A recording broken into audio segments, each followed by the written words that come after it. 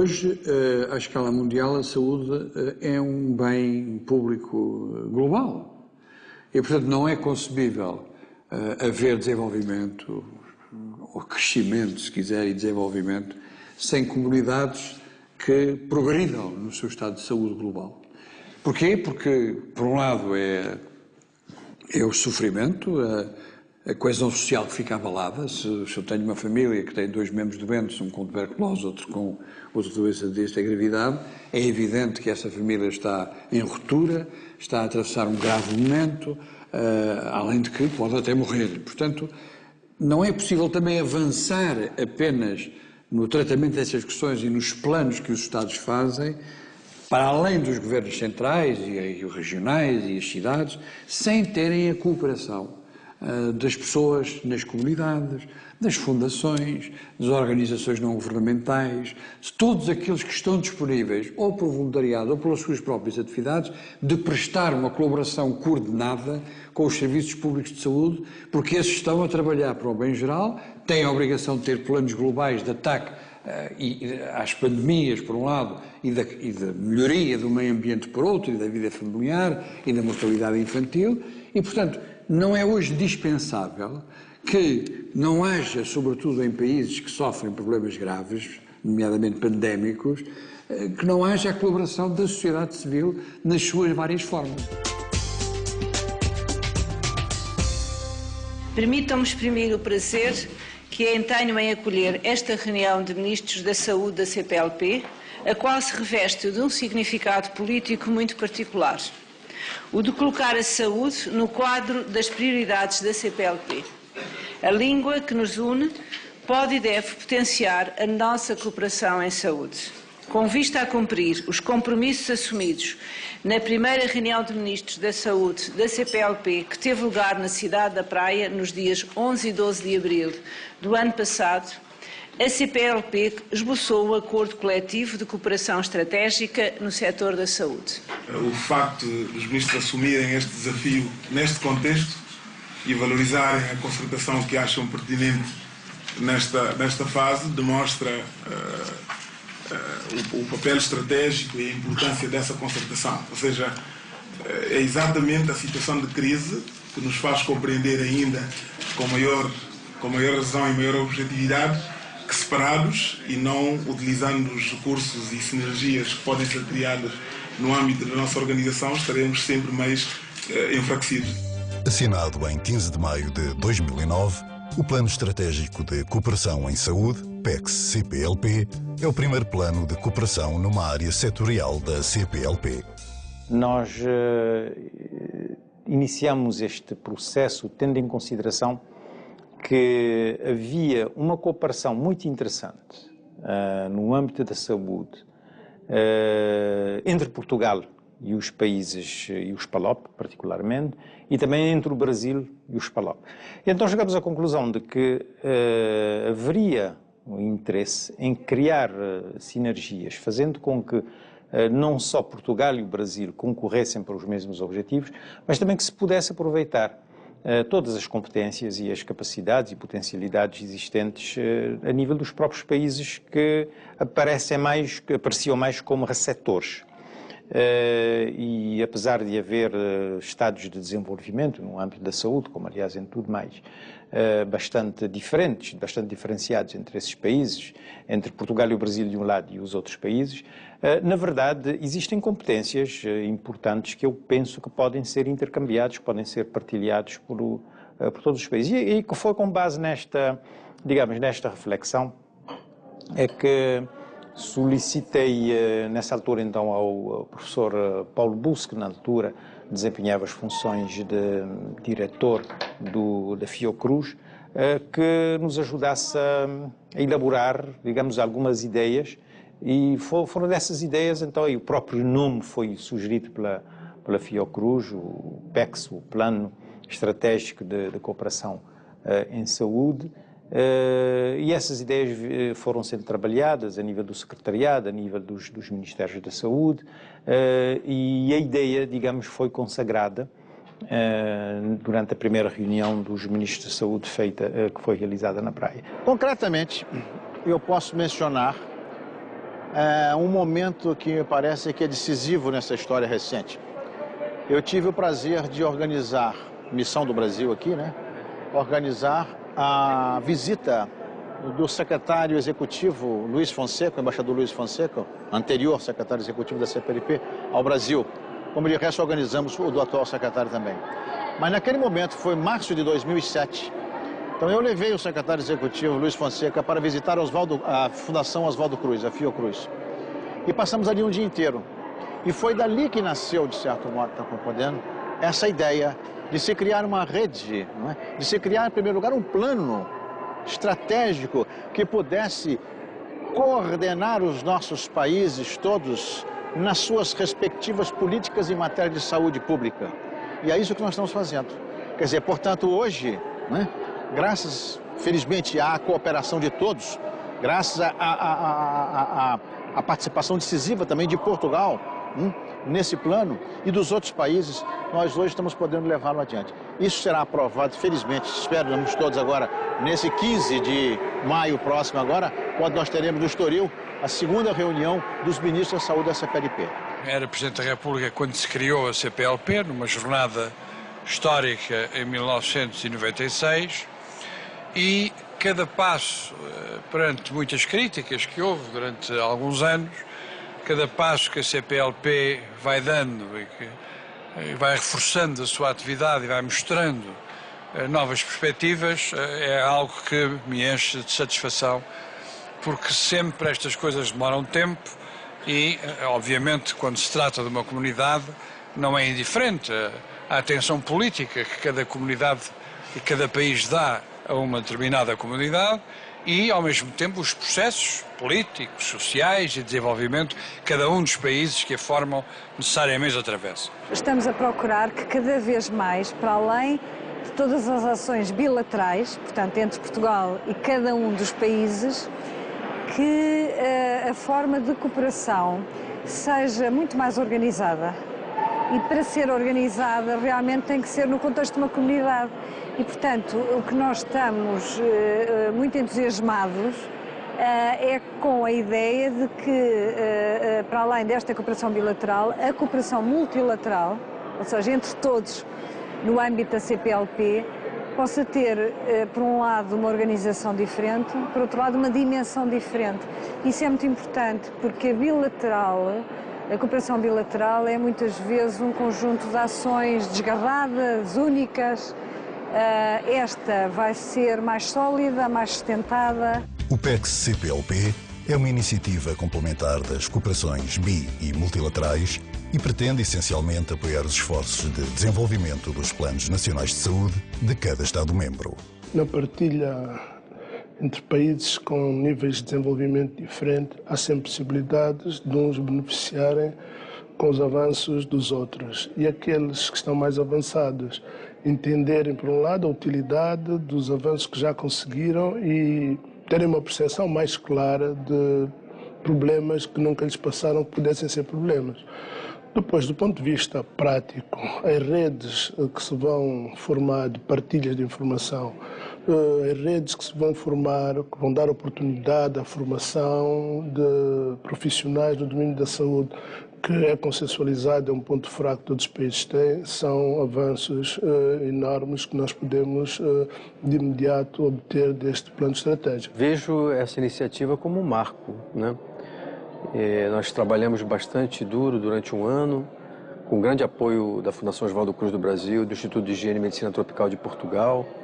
Conseguimos estruturar 7 eixos estratégicos com um foco bastante importante, por exemplo, na formação dos futuros quadros dirigentes dos sistemas de saúde, principalmente em África e no Timor, a questão da pesquisa, a estruturação de um observatório para monitorar o cumprimento das metas dos objetivos do milênio. Então, eu acho que é um projeto bastante sólido. A saúde aparece aí como uma categoria muito importante, não só de unir os povos, mas também de melhorar as condições de vida e de desenvolvimento das nações. E inova ao juntar todos os países de língua portuguesa através da saúde num projeto articulado, estruturado, de fortalecimento dos sistemas nacionais de saúde. E estou muito feliz de estar participando aqui, porque acho que é um grande passo. E percebe-se muita qualidade no projeto, muita qualidade na estratégia através do qual o projeto foi construído. Agora, o que nós temos que fazer, primeiro, buscar recursos financeiros. O nosso envolvimento é total, demos o nosso pleno acordo, aliás, participamos desde a primeira hora na elaboração do PECS. Aliás, Cabo Verde teve o privilégio de acolher a primeira reunião dos ministros de saúde da CPLP, de modo que o nosso engajamento é total. E, inclusive, importa dizer que Cabo Verde vai acolher o Centro de Especialidade Médicas e que está para arrancar em breve, de modo que essa abertura é total e os nossos técnicos, o próprio Ministério da Saúde, vão se engajar a todos os níveis para que o PECS seja implementado e que as populações dos diferentes países possam beneficiar da existência desse quadro de cooperação. Do ponto de vista financeiro, somos um país carenciado, mas do ponto de vista dos recursos humanos, eu penso que aí poderíamos dar uma contribuição valiosa, tendo em conta que temos tanto uma certa experiência no que diz respeito à formação de recursos humanos, tanto na área da formação. Daí que lançamos um repto aos nossos amigos e colegas da CPLP em visitarem o nosso país, a conhecer a experiência que nós temos no domínio da formação, tanto na área que diz respeito à formação de técnicos médios de enfermagem, laboratório, higiene, assim como tanto a nova metodologia que estamos a utilizar no que diz respeito à licenciatura em medicina. De modo que eu penso que essa seria uma das contribuições que a Guiné-Bissau poderia participar no PECS. O eixo estratégico mais importante sempre é o de recursos humanos. Sem recursos humanos, nenhum outro dos eixos estratégicos vai para a frente. Portanto, o que nós temos que privilegiar é o eixo de formação e gestão de recursos humanos.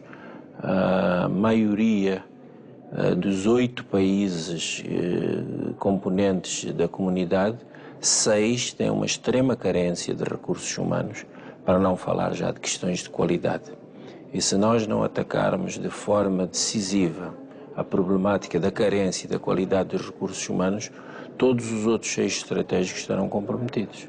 Portugal tem, ao longo de muitos anos, uma experiência e uma vivência com os países de língua portuguesa, tem relações de grande afetividade, tem em comum a sua língua, um passado histórico muito comum, as relações mantêm-se amigáveis e, portanto, poderá ser um facilitador do processo. Obviamente que, dadas as nossas características também, mas com o facto de estarmos na Europa e estarmos, do ponto de vista do desenvolvimento em saúde, com alguma capacidade que poderá ser e competência que poderá ser partilhada com os outros países e, portanto, no fundo, uma ajuda ao desenvolvimento, promovendo que cada um dos países possam desenvolver-se e apoiar as instituições a serem autossuficientes, que no fundo é também um contributo para o enriquecimento das nossas próprias instituições, porque o trabalho em conjunto e de parceria é sempre um enriquecimento mútuo para melhor e mais saúde, no fundo, que é aquilo que temos que fazer. Na reunião que tivemos recentemente, nós priorizamos 4 eixos, entre os quais, portanto, observatórios de recursos humanos, portanto, a Escola de Saúde Pública, a investigação, pois, como vê, nós, com base nas informações, portanto, os indicadores de saúde, nós estaremos em condições para resolvermos praticamente o problema de saúde. É nesse sentido que o eixo de investigação foi um dos eixos prioritários neste plano estratégico. A saúde pública em Timor-Leste, normalmente a nossa população, nós ainda estamos debaixo da linha de pobreza, mais ou menos 60%, mas estamos na política de criar os municípios. Com os municípios nós vamos descentralizar os recursos para mais perto, mais próximo da comunidade. E o Ministério da Saúde, com a nossa iniciativa, nós concentramos o nosso orçamento até a base.